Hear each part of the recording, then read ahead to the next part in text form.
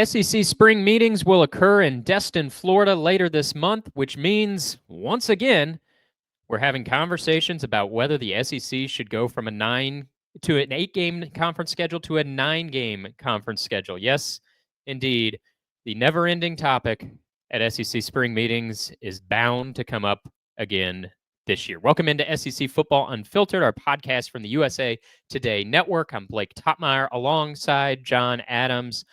John, I've been covering SEC spring meetings for roughly a decade now, and it seems like throughout most of that time, at least a back burner topic, if not some years a front burner topic, is whether the conference is going to go from 8 conference games to 9 conference games. A couple years ago, it seemed like maybe there was enough momentum to get it done, but then it stalled in Destin, and the SEC decided, their membership decided to stay at 8. But I'm sure it goes back further than the 10 years I've been covering this event.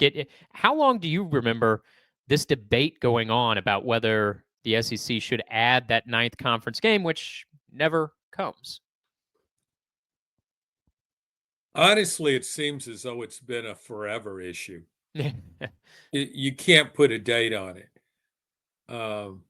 So much so, as we spoke yesterday, as though we kind of burn out on it. It's almost a wearing down effect. Perhaps this is a ploy.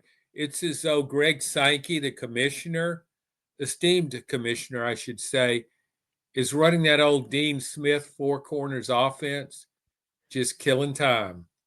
And pretty soon everybody will just, if not get tired of it, just maybe even forget about it. And he'll leave this one day to his predecessor to decide on a permanent scheduling format for the 16-team league. And by the time he does that, we'll have a 20-team league in the SEC. Yeah, that's the interesting part of this, John, is not so much to me whether they go to 8 games, 9 games. Like you, I'm worn out by this. And you and I both, a couple years ago, were pretty passionate about the SEC should add an extra conference game. I know you've said for a while you'd prefer to see 10 conference games, but at the very least, go to 9, which is where the Big 10 is, which is where the Big 12 is. They've been at 9 for many years now. The SEC and the ACC have stayed at 8 conference games, and some SEC teams play as few as 9 Power 4 opponents total. They play their 8 conference games, their 1 Power 4 non-conference game, and 3 cupcakes. So you've wanted to see the conference schedule expand for a while now, as have I. I've wanted that 9th conference game. I think it's good for fans. I think it's good for business. I think it's good for the conference, and I don't think it really hurts the conference much when it comes to the college football playoff. However, I'm to the point now where it's like, I don't care. And maybe that's not good to say on a podcast. We got to be passionate, right? Slam the fist on the table. But I'm just exhausted by it. I don't care. What I really want to know is, what is the schedule going to be? What's the schedule opponents going to be for each team in 2026? Like, whatever you're going to do, 8 conference games, 9 conference games, whatever. But the reality is, we don't have any conference schedule. There's nothing beyond this season. It's not just that we don't know the number of games. You don't know anybody on the conference schedule beyond this year. That, to me, is what I'm more interested in, is finding out who's playing who, what's it going to look like. Whether you play 8, whether you play 9, I don't care at this point. Play however many you want, and if you play a cupcake schedule, well, then when it comes to playoff selection time, don't be crying whenever you go 9-3 and don't get in the field when you only played 8 games, 8 real opponents the entire season. If you went 5-3 against those opponents and finished 9-3 overall with your 4 cupcake wins, don't come crying you didn't get in if you didn't play a real schedule. That's sort of where I'm at. I just want to know who's playing who, and whether it's 8 conference games, 9 conference games, whatever at this point. Well, yeah, and see, I feel a little guilty that I'm not more passionate about this now. And perhaps in better days when there were less concerns elsewhere, like my neighbor's tree back behind my house, I mean, the thing is dead, okay? Just look at it. Woodpeckers are flocking to it because it's an easy mark. I mean, get the tree cut down, please, before it falls on my house. So I'm more concerned about that than I am about this SEC schedule. It seemed to be so important to me at one time, and now I just don't care anymore. Yeah, and I think to take your metaphor a little further there, it's like that dead tree in your neighbor's yard that could fall on your house, like that represents like the looming issues in college sports, which seem like, really big stuff as compared to the small potatoes of whether the SEC is going to play 8 conference games or 9 conference games. And actually, John, again, this was something I used to feel passionately about. I thought the Big Ten's playing 9, the Big 12's playing 9. You're raising ticket prices on fans. Give them a product that's worth coming out to see. Add that night conference game. Go where your peers are, the Big 10 and the Big 12. Play that ninth conference game. Now I would say I'd just like to see SEC teams play 10 real games, 10 Power 4 opponents. And I don't really care how you do it. If you want to stick at 8 conference games, but then make it mandatory that you have to play 2 big boys in the non-conference schedule, well, I'm fine with that. And in fact, when it comes to the end of the season and there's all this squabbling about who had the best conference and who should the last team into the playoff field be, well, was the SEC really as good as it normally is? Felt a little down this year. If you're playing more non-conference games against real competition, I feel like that actually is more illustrative to who has the best conference in a given year. So if you want to stay at 8 conference games, I say whatever, but make your membership play 2 teams from other Power 4 conferences and get rid of one of these cupcake games. Right? So to me, I don't care. Just play 10 real opponents. I don't want to get greedy and say play 12 real opponents because that's not going to happen. They're going to retain. They want a cupcake game or 2, whatever. I'll give you your 1 or 2 cupcake games. But of the 12 regular season games, can we just not get to a point? Can we please get to a point where there's at least 10 real opponents on everybody's schedule? I don't really care how you get there. In most cases, I always favor college football to the NFL. I just find it more entertaining. But with one giant exception, just playing an opponent when a team takes the field, it knows it's going to win, beat that opponent. And I'm sitting there and I'm watching it. I hate watching games where I know the outcome. I mean, the NFL doesn't schedule CFL teams. It doesn't schedule USFL teams or whatever that different league it's calling itself, a much inferior league in pro ball, whatever it might be at the moment. So yeah, I would like the only stipulation I would make. I go along with whatever you're saying, but I think it should be okay for an SEC team. Any SEC team gets to schedule Kent State. Sure. And it doesn't count because I'm intrigued by how incompetent that team is. And it's so incompetent that its coach got fired for apparently owing too much money on his credit card. I don't know how that fits in. I don't know how that fits into the one-loss record. He wasn't fired over having assembled the worst team I've ever seen and the poorest managed team I've ever seen last year. Admittedly, not everybody has embraced this program the way I have, but I do like watching Kent State. I know the outcome, but I still like watching it play. Everybody else, I agree with you. Yeah, 10 meaningful games would really be a bonus.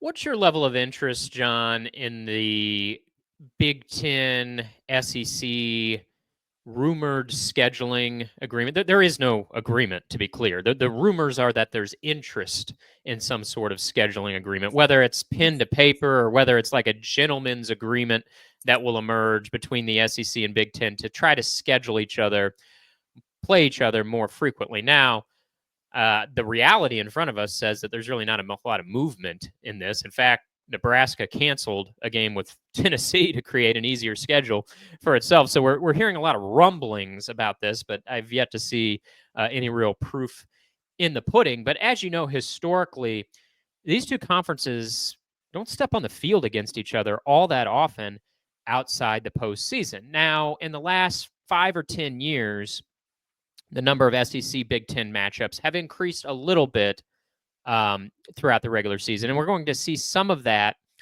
this season. I'm thinking about, Texas plays at Ohio State. Of course, Texas is not a traditional SEC team, but in the league now, they're playing at Ohio State. Michigan playing at Oklahoma. And there are some other examples of this. Last year, Alabama went up to Wisconsin. So we're already seeing some SEC Big Ten matchups just naturally unfold. Last year, you had LSU, Southern Cal, one of the Big Ten's new members. But you've seen the headlines, John, and there's at least been some informal conversation about making a little bit more of a concerted effort to schedule non-conference games between the SEC and Big Ten. Again, no pen to paper yet, no gentleman's agreement. This is all just sort of in the discussion phase. What's your level of interest in that? Like, do you have a pretty big appetite to see more SEC Big Ten games in the non-conference portion of the schedule? Do you really care whether the SEC is playing Big Ten versus ACC or Big 12? Or, do you think that SEC Big Ten would be something you'd like to see more often? Well, you bring up a completely different issue for me when this interest thing, there's an interest in doing something. It's almost like when somebody says, yeah, I'll try to meet you for lunch next Friday. You'll try to. Well, what does that mean? What does interest mean? I mean, what if my boss says, hey, we want you to take on a greater workload? Something I would normally be vehemently opposed to. I might respond with, well, I definitely have an interest in that. Or my wife says, could you empty the kitchen garbage bags more often? Oh, no question, I have an interest in that. Let me get back to you on it. I kind of would like to see this Big Ten SEC thing come to pass. I really don't think the leagues are maybe as close to being in the same ballpark as we're led to believe. Even though the Big Ten's won the last two national championship, I think it would benefit the SEC, and we're doing an SEC podcast. I would give a different answer if this were a Big Ten podcast. But I think the depth of good teams in the SEC sometimes is more often than not better. And I think if you scheduled accordingly, that would bring that out. And I also think there would be initial interest, I'll use that word again, from the fans' perspective, because these teams have they play each other so seldom. I mean, it's almost as though there was a interest in not doing it, as if, no, we don't want to. We'll play in the postseason, but we don't want to get together during the regular season. It wouldn't be in the best interest of both parties. So I would really like to see it. It goes back. I mean, I can go back when there was an AFL and NFL. And then when we had the merger, and you suddenly get to see AFL teams play NFL teams on a regular basis, and you realize there wasn't that much disparity after the Jets beat the Colts and the Kansas City Chiefs beat the Vikings. Of course, everybody beats the Vikings in the Super Bowl. But so I would really like to see that, because sometimes I wonder, who's better, Northwestern, Vanderbilt? I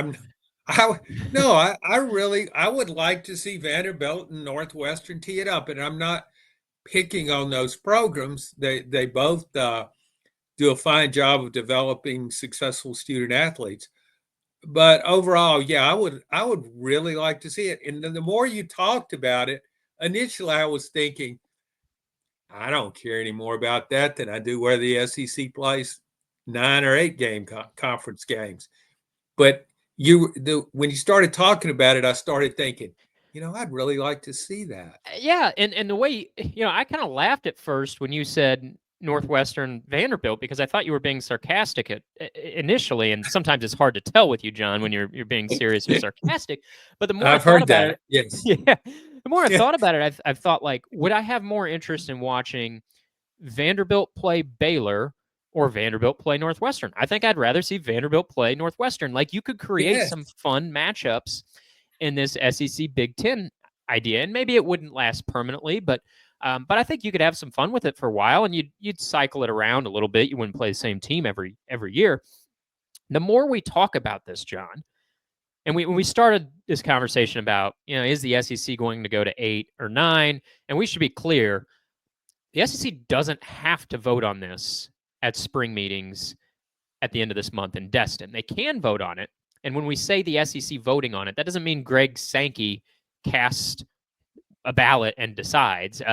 The SEC's 16 members, when it comes to scheduling decisions, they each get a vote, majority rules. That's how you decide the schedule. They could vote later this month in Destin when everybody gets together for their spring meetings, or they could kick the can down the road and decide on their 2026 schedule format later. But that's what we were talking about at the start here.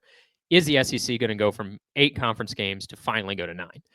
The more we talk about this, we're kind of getting into hypothetical land here, but the more we talk about it, I think if you offered me the option of the SEC going to 9 conference games, and then they have to play a minimum of 1 real non-conference opponent, but you get to schedule whoever that is. So in the case of Kentucky, they would keep playing Louisville, and there would be their 10 real opponents. They play 9 conference games, they play Louisville, and be done with it.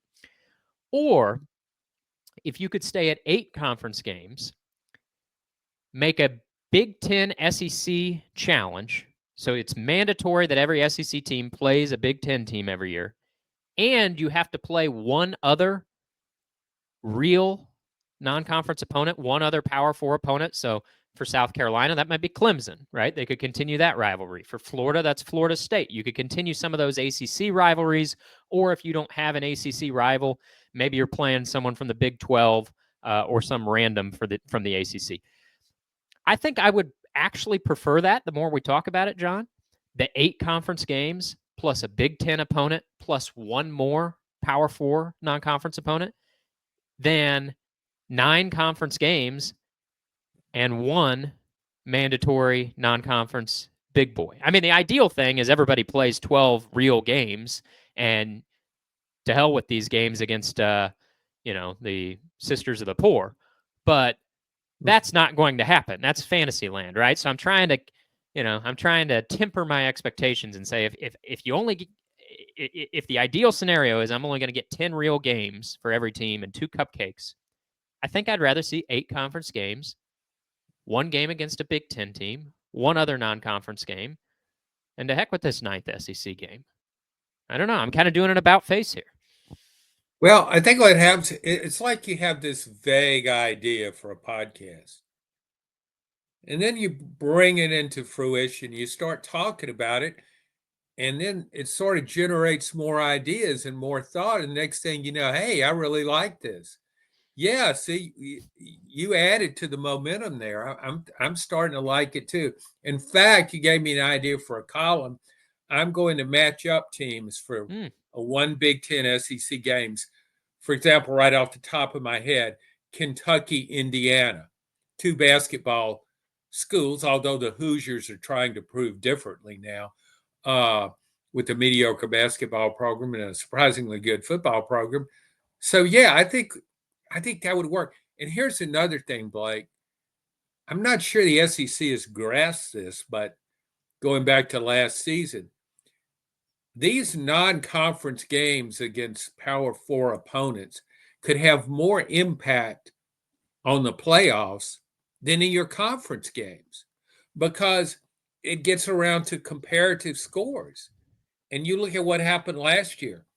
LSU goes out and loses to Southern California.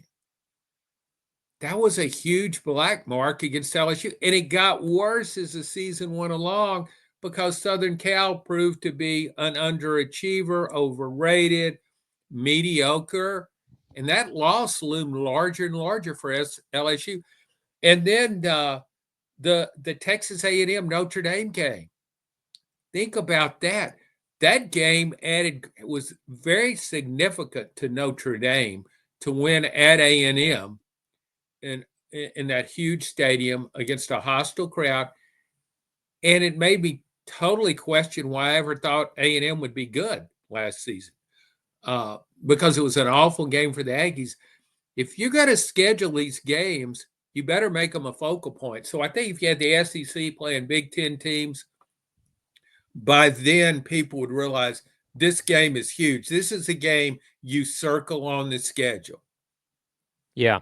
And I can almost hear athletic directors in the SEC saying, well, why would we, in particular, I can hear the coaches saying this, not publicly, but whispering in the shadows of, why would we make our schedule tougher because the playoff selection committee didn't reward strength of schedule enough this past season? Unless the SEC gets so many guaranteed bids, why would we make our schedule tougher? My counter argument to that, John, was for all the crying from the SEC that they didn't get more playoff bids and the committee didn't take strength of schedule more seriously. My counter argument would be, well, how do you know what the committee would do if you scheduled 10 real opponents and then you were on the bubble at 9-3? That wasn't the case with these 9-3 bubble teams last year. Alabama played Wisconsin in the non-conference schedule. Then they played 2 group of 5s and they played an FCS. Ole Miss played Wake Forest in the non-conference, played 2 group of 5s and an FCS. So for all the crying last year from the SEC of, oh, strength of schedule wasn't taken seriously enough, and I will give you, I would not have picked SMU for the playoff. I've said that many times. You know this. I thought Ole Miss or BYU was a more deserving team than SMU for that final spot. So I'm not agreeing with the committee's decision. However, when I can feel that concern from coaches and administrators of, oh, why would we make the schedule tougher? The committee's not doing enough for strength of schedule. Well, how do you know what they would do if you played 10 real games? Because you don't do it. With a few exceptions, there are a couple teams in the SEC that just, because they want to, schedule tougher in the non-conference, and they play more than one real opponent in the non-conference portion of the schedule. But by and large, under this current schedule format, SEC teams play their 8 conference games, they play their 1 Power 4 opponent, and then they play 3 cupcakes. And so we don't know what the committee would do. Maybe they would honor you more. Maybe if you're a 9-3 team, but you played 10 real opponents, that might be enough to get you into that final spot in the playoff. So, yeah, I understand the concern of going to a tougher schedule, but I would also say I'd like to see it play out and see if the committee would honor you for playing that extra non-conference opponent that is a real opponent. And oh, by the way, the playoff format's changing after this season anyway, so put that in the bylaws. I mean, heck, the SEC and Big Ten run the show, so put that as your first selection criteria is strength of schedule, including your non-conference strength of schedule, is granted X much weight in the process, right? I mean, we have that in college basketball. You have your quad 1, your quad 2 type victories. The net ranking is factored in. There are ways that you could more mandatory make the committee take strength of schedule into account without divvying up all the bids before the season starts, which remains under consideration. Well, you can't have it both ways, and the SEC wants to promote itself as the best league in the country from top to bottom. I believe that. I buy what the SEC is selling. But when one of your most talented teams last year, Ole Miss, loses to one of your least talented teams, Kentucky, it's really hard to sell belonging in the playoff at 9-3. I mean, if you'd have especially lost, when you only play 8 real games and you lose 3. yeah, if Ole Miss could have added a win over Tennessee, instead of, or if it had lost to Tennessee as opposed to Kentucky, it'd be easier to make a case for that Or, team. John, if it would have played Indiana in an SEC Big Ten challenge and beat Indiana. That's right. I just think when you look at this, I think there would be interest on both sides of this Big Ten SEC thing, because the Big Ten has got its confidence is building. although we kind of Ohio State and Michigan winning back-to-back national titles, it's kind of like what Ohio State and Michigan are supposed to do. I mean, if we think Ohio State and Michigan football is comparable to most teams in the Big Ten, we're kidding ourselves. You know, so those teams can play with anybody in the country. What I want to see and what I'm curious about is to how these mediocre teams in each league, and in some cases the worst teams, would fare against one another. Yeah, and I think from the Big Ten perspective, if I can play devil's advocate here, John, they would say, well, look what Illinois did to South Carolina in a bowl game. Yeah. Illinois beat South Carolina. They would say, look what Yeah. Michigan did to Alabama in a bowl game, completely embarrassed Alabama in a bowl game. Now, the counter argument to that is, who really cares about bowl games anymore? If it's not a playoff game, you got opt-outs. How much do people really care about winning those things? So there's arguments on both sides, but I think the case for the Big Ten would be, look what happened when teams from those two conferences stepped on the field last year, whether it be during the regular season or the postseason. At times, the Big Ten really held its own and impressed in those type of matchups. But I think seeing it unfold over the course of like a Big Ten SEC challenge, 16 matchups going head to head, that strengthens the case, you know, of who does have the best conference in a given year. And look what it did. I know it's apples to oranges, but look what it did for the SEC, John, in college basketball this year.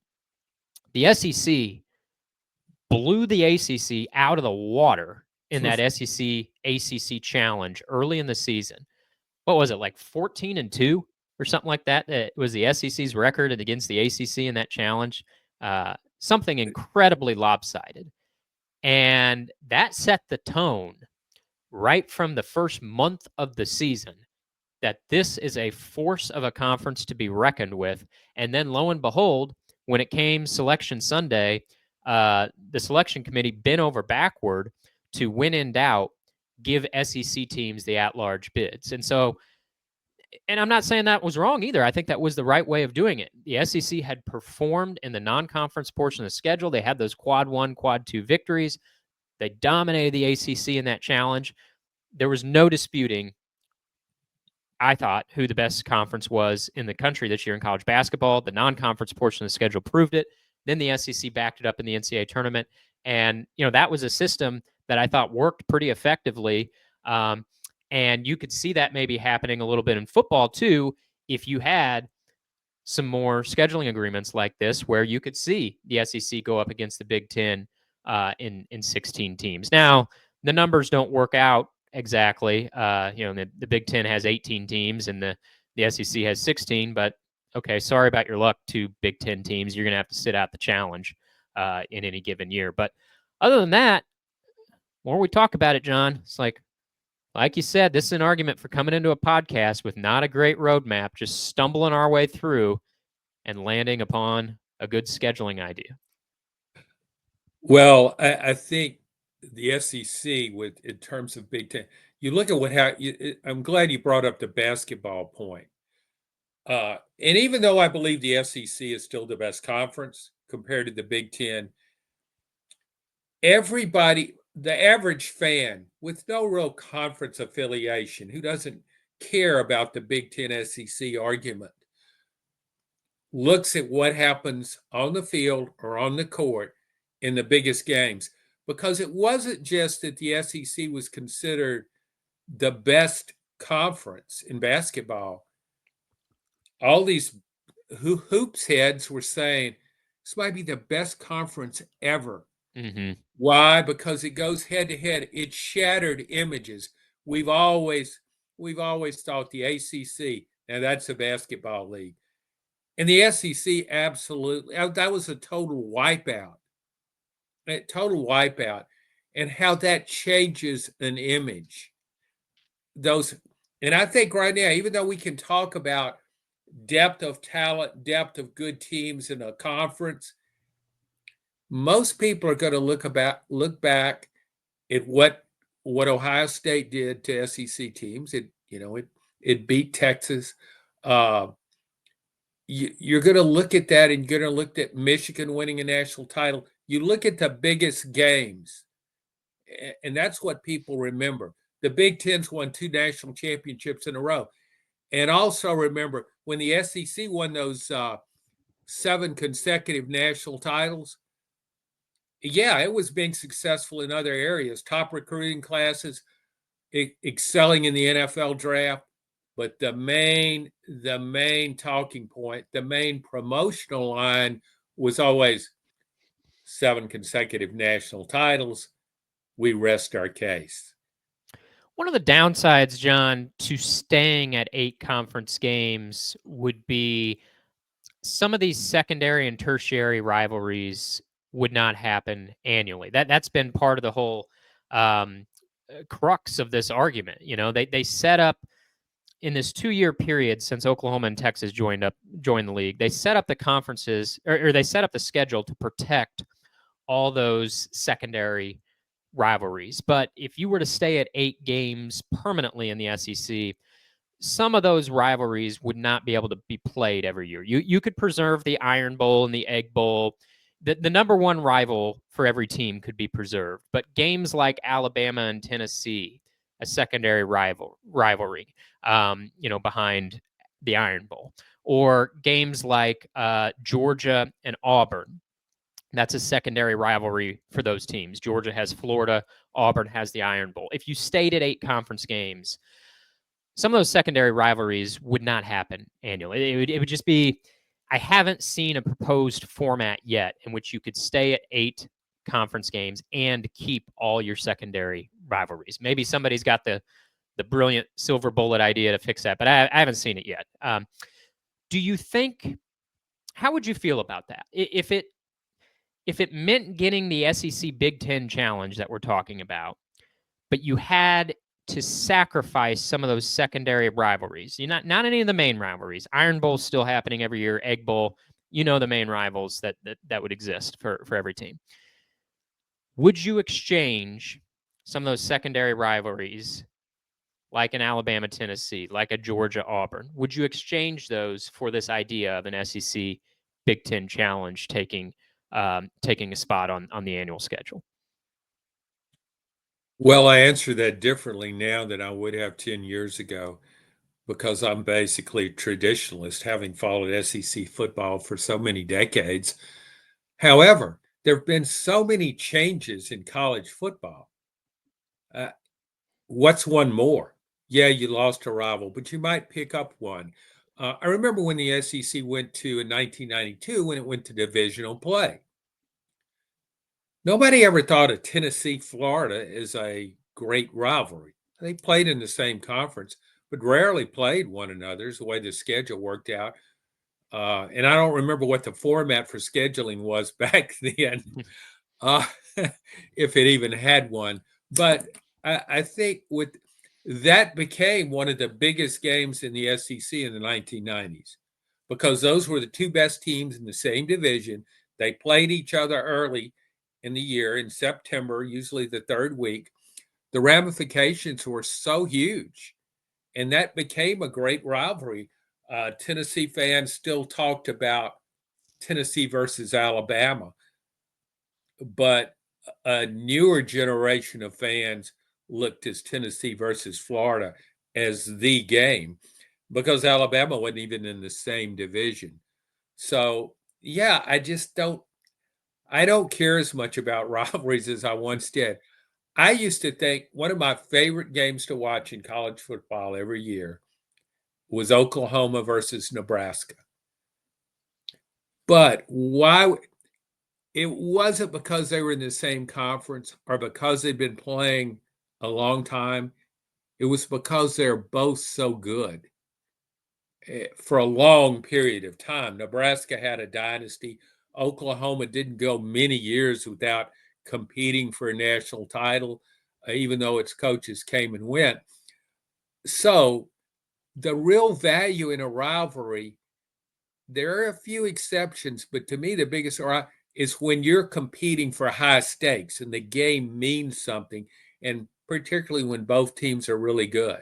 So I just don't have the same fascination with rivalries that I once did. Yeah, and to put this in real time, John, because I agree with you, I mean, hey, rivalry games are one of my favorite things about college football. But if we put it through the lens of, well, would you be willing to give up a rivalry game to see more matchups like Alabama, Michigan, or Georgia, Ohio State in the regular season? We're not talking about Alabama, Tennessee going away so that Alabama can play Middle Tennessee. We're talking about that. And it's not permanently going away. You know, it would reduce to like a twice every 4 years probably type of situation. But we're talking about that going from an annual game to a on average every other year game in favor of more matchups like Alabama Michigan or Alabama Ohio State or Alabama Oregon. That to me makes it appealing. And I look at a rivalry like let's look at Georgia Auburn, right? At times that has felt like a huge rivalry, and it has the history there of going back so many years, and that was a game even in divisions. The SEC worked so hard to keep that game on the schedule, making sure it didn't drop off, and that's one reason why. I mean, you couldn't have. You couldn't juggle the divisions because then you'd lose the crossover rivalries, or there were intentional moves to make sure that rivalry continued on an annual basis. But you look at it, and Georgia's won that game now 8 years in a row. Georgia has won 11 of the last 12 matchups between those teams, and a handful of them have been absolute blowouts. And so I think, yeah, that's still a good rivalry, even though it's gotten lopsided the last several years. There's history there. There's proximity. There's all those other factors that you still have in a rivalry. But like in terms of competitiveness, it really hasn't been a very good rivalry for the last decade plus.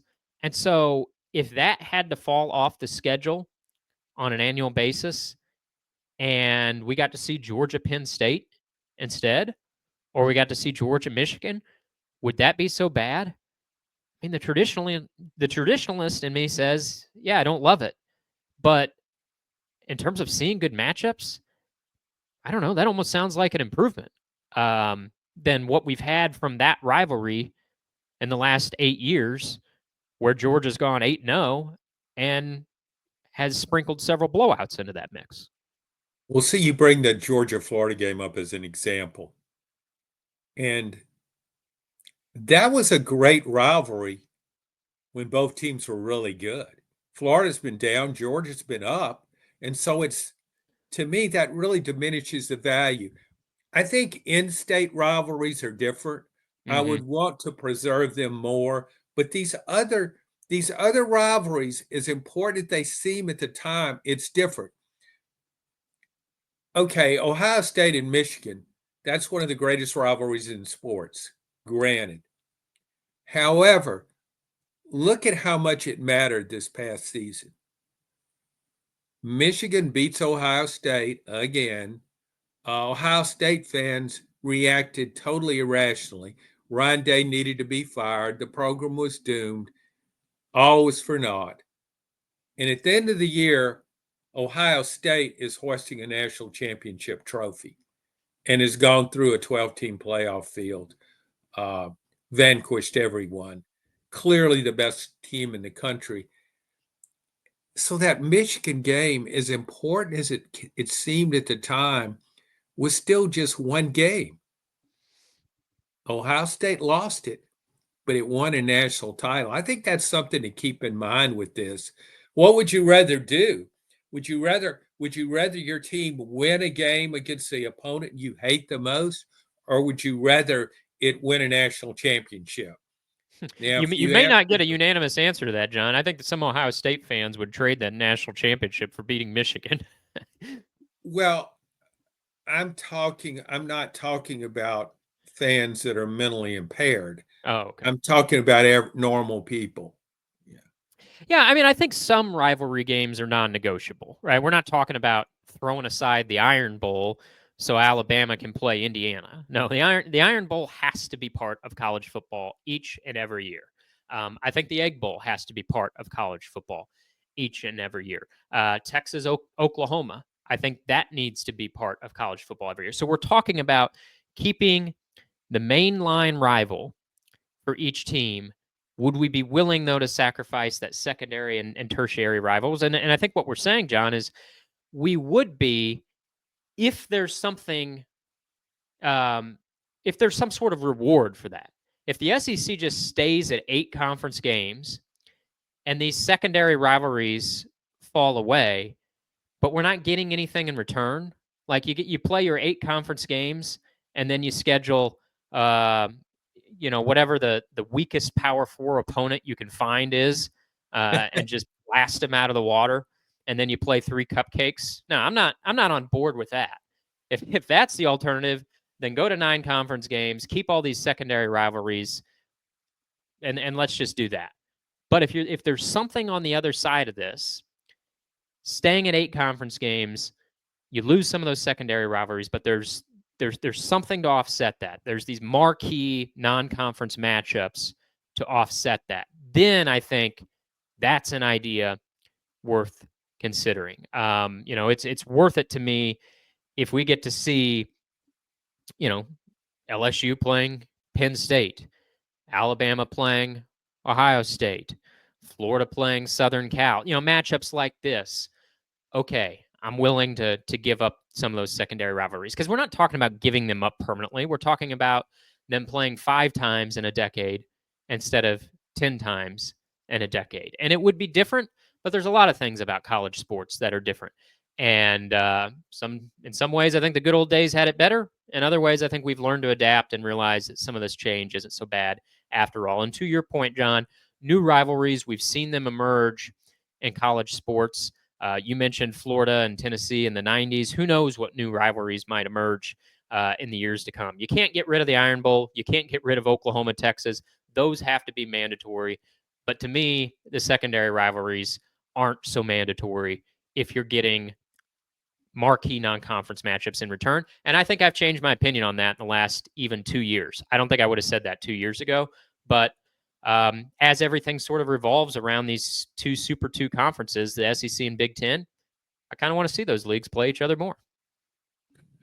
Yeah, I just again, there's the newness about it, the possibilities of what you could have. Uh, I know when I didn't think about it much when Alabama played Wisconsin, for example. I think though that was a random game. I think when you put it, in a broader sense, when you make it like this is going to be a permanent thing, it's like you're creating a situation. You're creating something significant, maybe because it wouldn't just be a random game anymore. It's the Big Ten versus the SEC. And I really think going back to basketball again, as good as the SEC was and as bad as the ACC was, I just think that so enhanced the SEC's basketball reputation when it absolutely overwhelmed ACC opposition. It wasn't as though, yeah, we know the ACC's down, but people look at it through a historical lens and know what the ACC has always been, and they can't shake that image, even though the league is much inferior than it has been in the best of times. So that added to me so much of the. I think it got. I really think all college basketball fans, when they saw that stat, we don't remember what it was. We need a research staff, don't we, to look up things like We, that and we maybe, really do. You got an yeah. intern, don't you, John? Oh, at least maybe somebody even more experienced. I tell you what, we have a research specialist and an intern Mm. who look up this kind of stuff because we don't even know the record. We just know it was absurdly in favor of the SEC. Well, maybe it only lost 1 game, probably 2. You're probably right, but it didn't lose more than 3. We know that. So, And if let's just take it one step further. Let's say we're the czars and we push across this idea of the SEC Big Ten Football Challenge. So that's 16 games, right? Two Big Ten teams in a year got to be tossed aside. They got to sit out and do their own thing. But that's 16 games. Now, in some ways, it sounds pretty appealing to just have one bonanza Saturday and have all 16 of these games unfold over the course of 12 hours. But I actually think the way I would maybe do it is have 4 per weekend each of the first 4 weeks of the season. And so you could really draw this out throughout the entire month of September. You know, November doesn't need any help in the college football schedule. You got rivalry week on Thanksgiving, you got the drama of the college football playoff. November doesn't need any help. But it seems like every September, like we get a few good games in week 1. Then it almost feels like there's a little bit of a lull in the schedule every year, and like week 2, week 3, you get those big week 1 clashes out of the way, and then maybe you have some of those cupcake group of 5 games occurring. But I think you get this Big Ten SEC challenge squared away, and rather than as tempting as one big bonanza Saturday sounds, I think I would do it with 4 of these challenge games per weekend throughout the month of September, and you just draw out this Big Ten SEC challenge throughout the first 4 weeks of the season. And that way you're sort of guaranteed that there's going to be some marquee non-conference matchups every single week for the first 4 weeks. And you're not getting any of these dud weekends like week 2 this year in the college football calendar. I think Michigan plays at Oklahoma.